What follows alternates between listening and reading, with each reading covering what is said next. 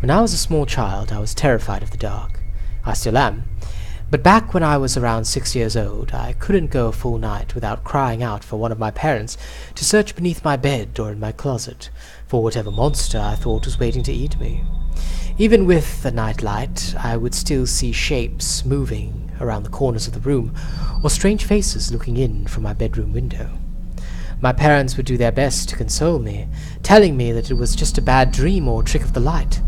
But in my young mind, I was positive that the second I fell asleep, the bad things would get me. Most of the time, I would just hide under the blankets until I became tired enough to stop worrying. But every now and then I would become so panicked that I would run screaming into my parents' room, waking up my brother and sister in the process. After an ordeal like that, there would be no way anyone would be getting a full night's rest. Eventually, after one particularly traumatizing night, my parents had had enough. Unfortunately for them, they understood the futility in arguing with a 6-year-old, and they knew that they would be unable to convince me to rid myself of childish fears through reason and logic. They had to be clever. It was my mother's idea to stitch together my little bedtime friend.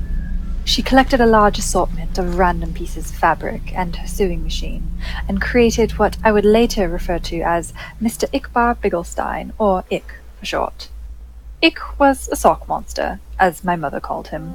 He was made to keep me safe while I slept at night by scaring away all the other monsters. He was pretty damn creepy, I had to admit. Honestly, looking back on it all now, I'm still impressed that my mom could think of something so strange and disturbing looking. Ickbar had the stitched-together look of a Frankenstein gremlin, with big white button eyes and floppy cat ears. His little arms and legs were made from a pair of my sister's black and white striped socks, and the half of his face that was green was made from one of my brother's tall football socks. His head could have been described as bulbous, and for his mouth, my mom attached a piece of white fabric and sewed in a zigzag pattern to shape a wide grin of sharp teeth. I loved him at once. From then on, Ick never left my side, so long as it was after dusk, of course. Ick didn't like the sun, and he would get upset if I tried to bring him to school with me, but that was okay. I only needed him at night to keep away the boogeymen, which was what he was good at. So every night at bedtime, Ick would tell me where the monsters were hiding, and I'd place him near the section of my room closest to the spookiness.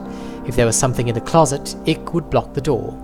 If there was a dark creature scratching at my window, Ick would be pressed up against the glass. If there was a big hairy beast under my bed, then under the bed he went. Sometimes the monsters weren't even in my room. Sometimes they would hide in my dreams, and Ickbar would have to come with me into my nightmares. It was fun bringing Ick into my dream world, as he and I would spend hours fighting off ghouls and demons. The best part was, in my dreams, Ick could talk to me for real. "How much do you love me?" he would ask.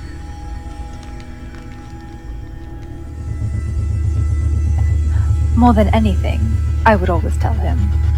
One night in a dream, after I had lost my first tooth, Ick asked me for a favor. "Can I have your tooth?" I asked him why. "To help me kill the bad things," he said. The next morning at breakfast, my mom asked me where my tooth went. From what she told me, the tooth fairy didn't find it under my pillow. When I told her that I gave it to Ickbar, she just shrugged and went back to feeding my little sister. From then on, every time I lost a tooth, I would give it to Ick. He would always thank me, of course, and tell me that he loved me. Eventually, though, I ran out of baby teeth, and I was getting a little too old to still be playing with dolls. So Ick just sat there on my bookshelf collecting dust, slowly fading away from my attention. Over time, the nightmares, however, became worse than ever, so bad that they even began to follow me into the waking world, terrorizing every dark corner or rustle in the bushes. After one particularly bad night biking home from a friend's house, where I swore a pack of rabid dogs was chasing me, I got home to find something strange waiting for me in the room. There on my bed, standing fully upright in the soft glow of the moonlight from my window, was Ickbar. At first I thought my eyes were playing tricks on me again. They had been doing so all evening, so I tried to flick on the lights. Another flick of the light switch, then another and another, with no change to the darkness. It was then that I started to get a little nervous. I backed away slowly toward the door behind me, my eyes never leaving the shape of Ick's silhouette, my hand awkwardly outstretched behind, reaching for the doorknob. I was just about to get my ass out of there when I heard the door slam itself shut, locking me into blackness. In nothing but shadows and silence, I stood frozen in place, not even breathing. For how long, I can't say, but after what felt like a lifetime of cold fear, I heard the shrill, familiar voice. You stopped feeding me, so why should I protect you? Protect me from what? Let me show you. I blinked once and everything changed.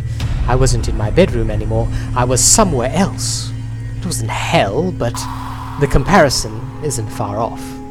It was some sort of forest, a horrible, nightmarish place where partial embryonic abortions hung from the canopy, and the ground swarmed with carnivorous insects. A thick fog wafted through the air, and with it, the stench of rotting meat. While Chartreuse lightning flashed across the night sky, in the distance I could hear the agonizing screams of something not quite human. My head throbbed like it was about to explode, the pain forcing out a river of tears, and in my mind I heard his voice again. This is what your reality would become without me. I felt the earth-shaking footsteps approaching fast. I'm the only one who can stop it. It was behind me now, huge and angry, hot breath across my back. Bring me what I need, and I will. I woke up before I could turn around. The following day, I raided my parents' closet for my brother's baby teeth, giving them all to Ickbar. Almost immediately, the night terrors ceased, and I was more or less able to go back to my life as normal. From time to time, however, I would have to sneak into my little sister's room and snatch what was meant for the tooth fairy, or strangle one of the neighbor's cats and pry out its sharp little incisors. Anything to ward off visions, anything from a sharp tooth necklace to a cavity riven by cuspid. I also began to notice that Ick would move about my room whenever I left for any length of time, rearranging my stuff and hanging additional curtains. He was even beginning to look more lifelike, somehow. In the right light, his teeth would glisten, and he was warm to the touch. As much as he creeped me out, I couldn't work up the courage to just destroy him, knowing perfectly well where that would lead me. So I went on collecting teeth for Ick throughout all of high school and college.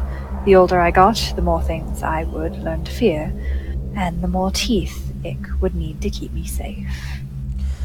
I'm 22 years old now, with a decent job, my own apartment, and a set of dentures. It's been almost a month since Ick's last meal, and the horrors are starting to crowd around me once more. I took a detour through a parking garage after work tonight, found a man fumbling with his car keys. His teeth were stained yellow from a lifetime of cigarettes and coffee, but even still I had to use a hammer to get out the molars. When I got back to my apartment, he was waiting for me. On the ceiling, in the corner, 2 white eyes and a mouth of razors. How much do you love me? He asks. More than anything, I reply, taking off my coat. More than anything in the world.